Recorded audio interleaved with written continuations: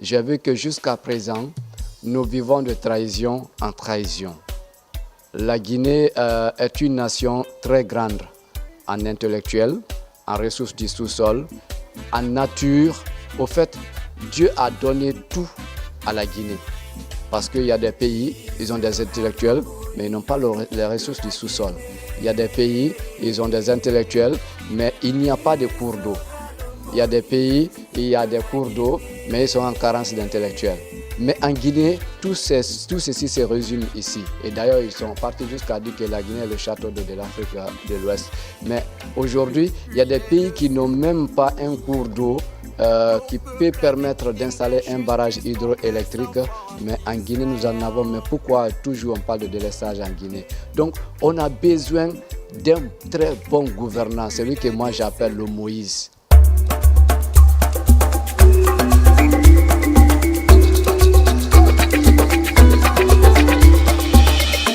Bonjour à tous et à toutes, bienvenue dans votre émission Week-end Rendez-vous. Week-end Rendez-vous est une émission du service des programmes de votre télé en ligne First TV. Aujourd'hui, nous avons comme invité notre artiste Jah Tamba, reggaeman de retour récemment de la Côte d'Ivoire. Avec lui, nous allons parler de ses débuts dans la musique, de son aventure musicale, de ses projets, et pourquoi pas de son single sorti récemment qui est intitulé « Qui sauvera la Guinée ». Mesdames et messieurs, une fois encore, merci de nous avoir choisis pour vous informer et ensemble nous allons découvrir l'artiste. Merci et bienvenue.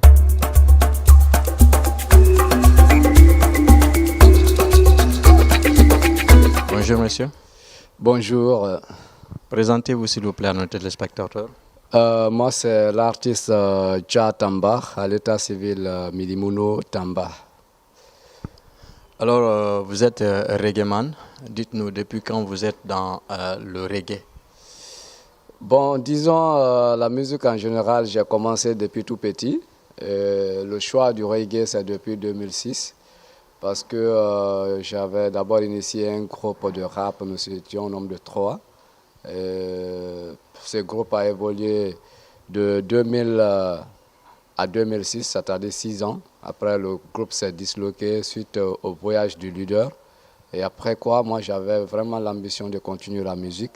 Alors, en 2006, j'ai décidé de me lancer dans la musique reggae, cette musique qui me permettra d'abord d'évoluer seul, mais aussi de passer des messages très poignants. Yeah.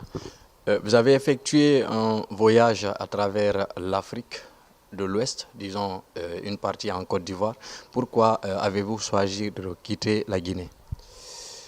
Bon, je pense que c'est le destin. Choisir de quitter la Guinée, c'est trop dit.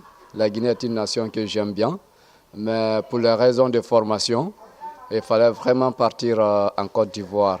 Mais comment je suis parti en Côte d'Ivoire?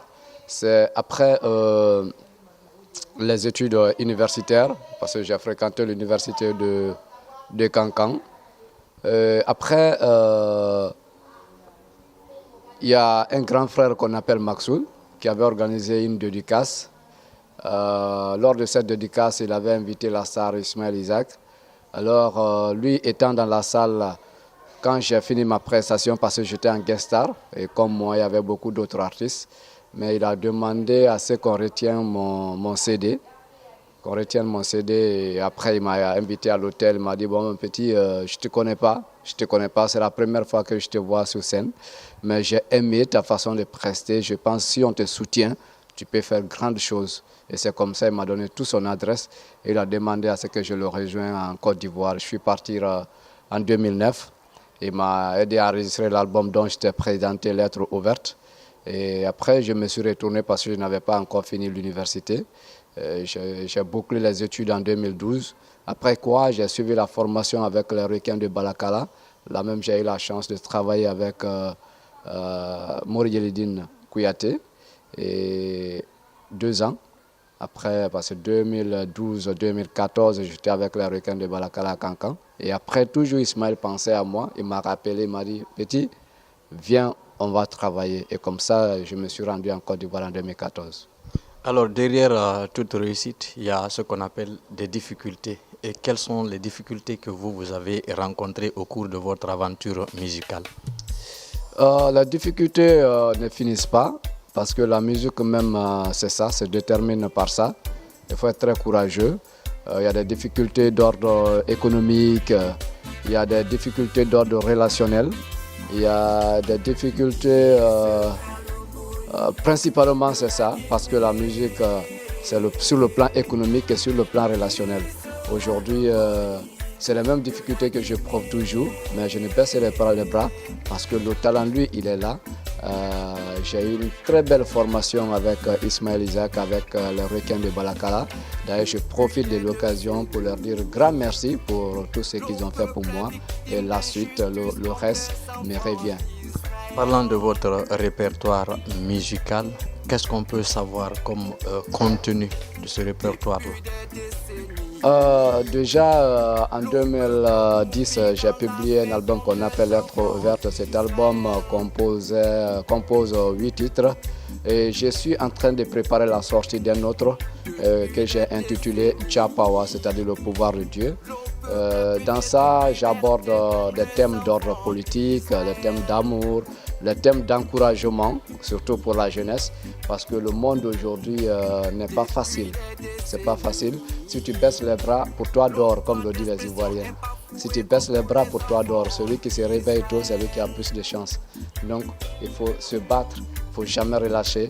Ça peut être difficile quelque part, mais si tu tiens bon, la réussite n'est pas loin de toi. La musique reggae est un genre très répandu en Afrique, précisément en Afrique de l'Ouest, il faut le dire comme ça. Alors, s'il faut chanter et véhiculer des messages dans de tels genres musicaux, ça demande d'avoir vraiment une capacité, une maîtrise de ce qu'on appelle de quelques langues qui sont parlées dans la sous-région. Dites-nous, vous chantez dans combien de langues?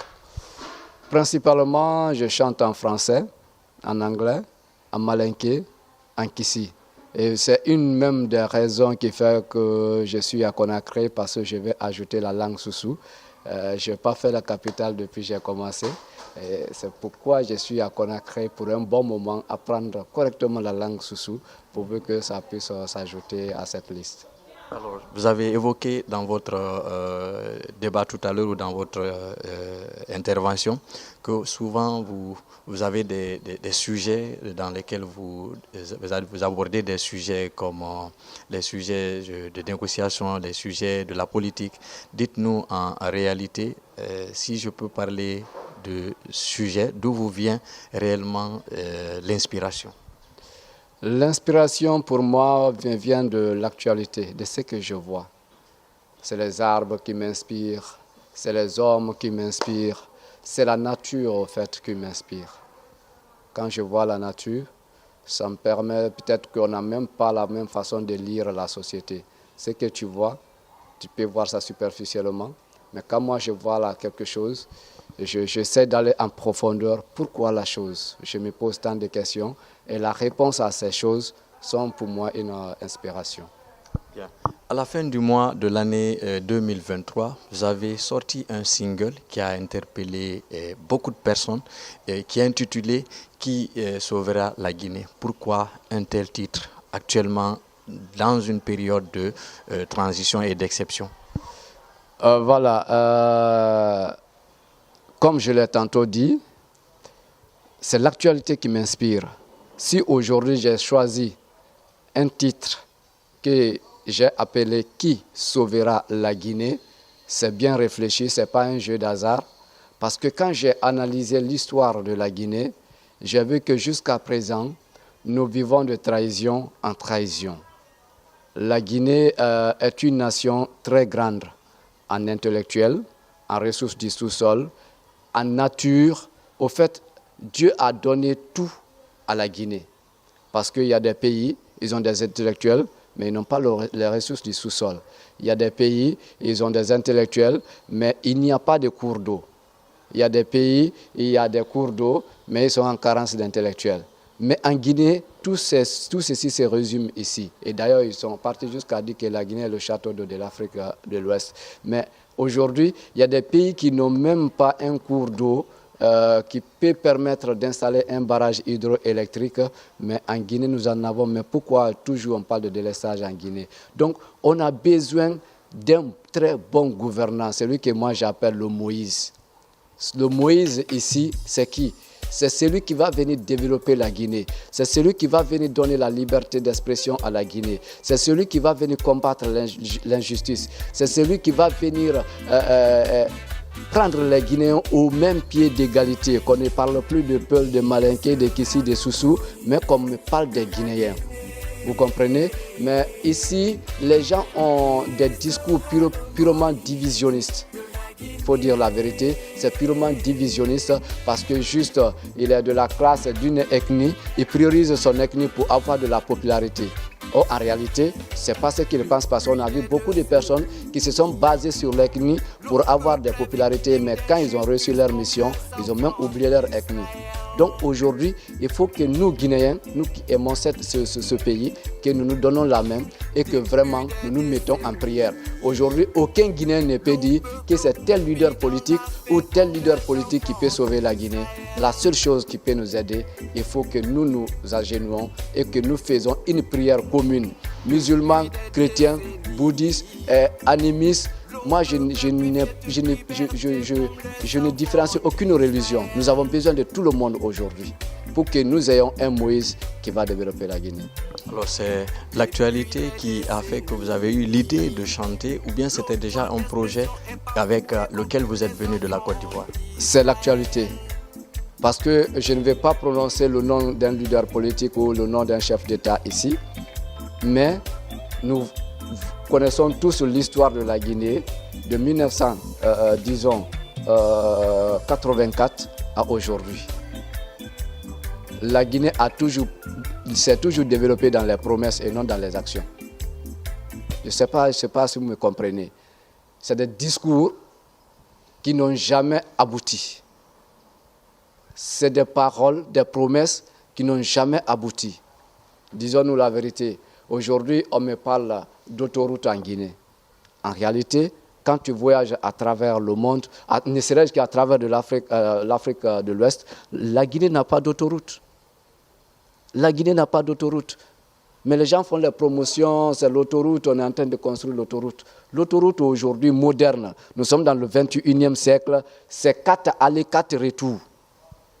Mais ici, c'est 2 allées, 2. Ça, je prends un exemple banal. Si tu es à Abidjan, ça c'est la rentrée de Yopougon, ça c'est pas l'autoroute. Mais les gens se basent sur ça pour dire on travaille. On ne sabote personne.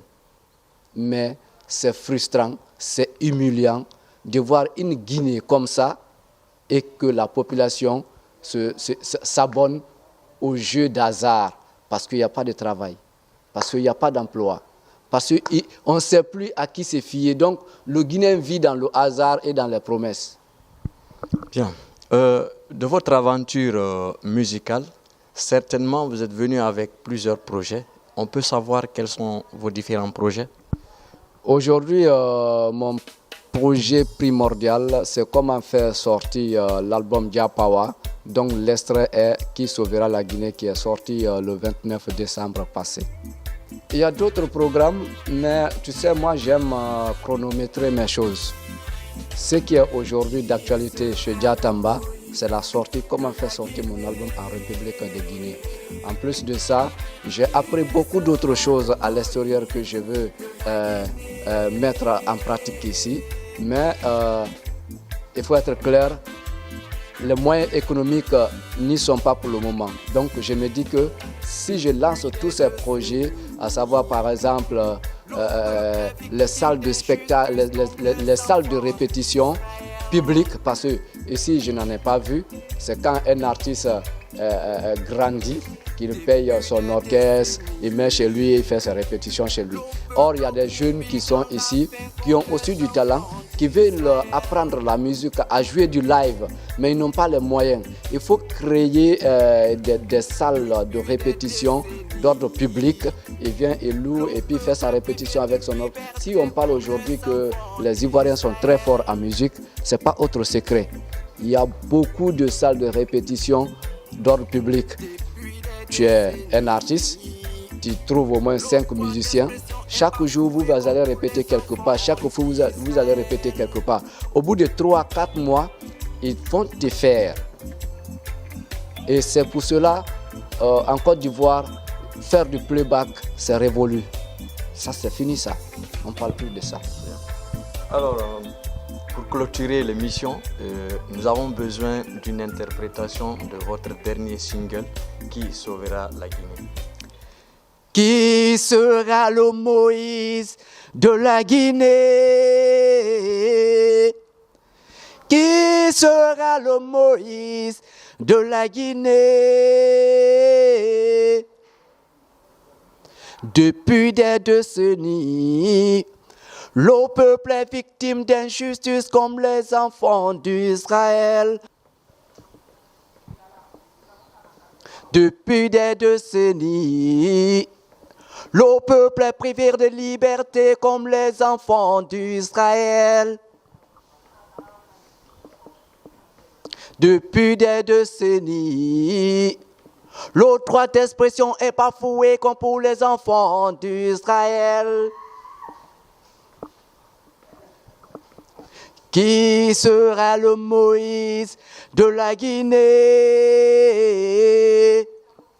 Qui sera le Moïse de la Guinée? La mère pleure quand elle a vu son enfant succomber des balles. Et le papa pleure quand tu l'as vu ses 2 enfants se trimballer en justice. Qui sera le Moïse de la Guinée? Qui sera le Moïse de la Guinée? Je ne vais pas aller loin. Allez écouter le son sur tous les sites de téléchargement.